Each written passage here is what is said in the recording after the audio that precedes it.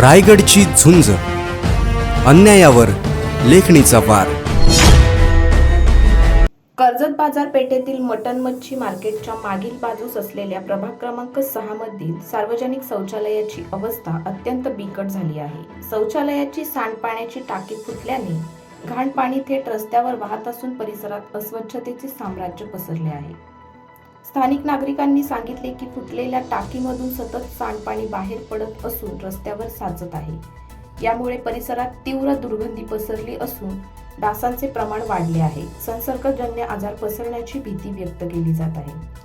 या गंभीर समस्येबाबत नागरिकांनी दिनांक 2 एप्रिल 2024 रोजी नगर परिषदेकडे लेखी निवेदन देऊन तातडीने दुरुस्ती करण्याची मागणी केली होती.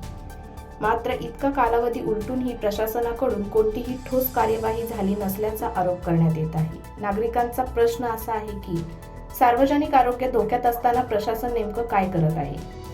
बाजारपेठेच्या मध्यवर्ती ठिकाणीच अशी परिस्थिती निर्माण झाल्याने व्यापाऱ्यांनाही त्याचा फटका बसत आहे.